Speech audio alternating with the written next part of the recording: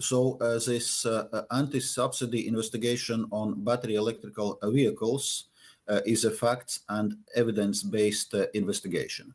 So we had been working closely with the companies concerned and identified the specific level of countervailable subsidies in each separate company.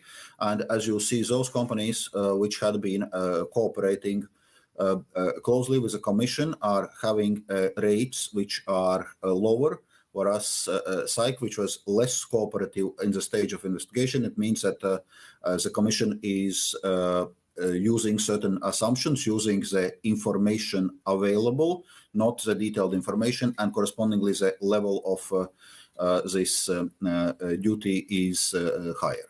Well, I wanted to highlight that what we are discussing now, it's a pre-notification for the companies. It's not a decision by the Commission actually to impose those duties. We are reaching certain procedural stage. We are pre-notifying companies about our intention to impose those countervailing duties. And at the same time, we continue engagement with Chinese authorities and all stakeholders to discuss the way forward and to work on possible solutions on the case. All right, so explain to us in more detail the timelines here, because as you were just highlighting there, these are preliminary moves, but you're likely to impose more definitive measures later on this year. Just explain what is happening, what is the timeline here? Well, in terms of the timeline, so right now we are pre-notifying the companies concerned, and we have to take a decision on preliminary duties by 4th of July. So it's 9 months since the beginning of investigation, whereas a decision on definitive duties is 13 months after the investigation, so it's in autumn. Also very interesting to highlight here that Tesla might get a different rate. Just explain to us why you're not going ahead with any sort of notification to Tesla at this stage, but you're saying that this might come at a later stage.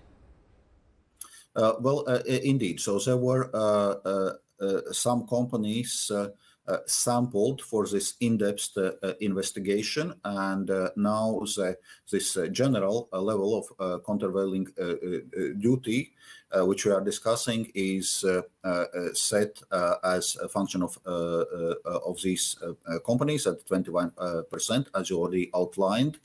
Whereas we can also look more in-depth in a specific situation of Tesla and subsidies Tesla has specifically received in China, and that may lead indeed to different level of countervailing duties.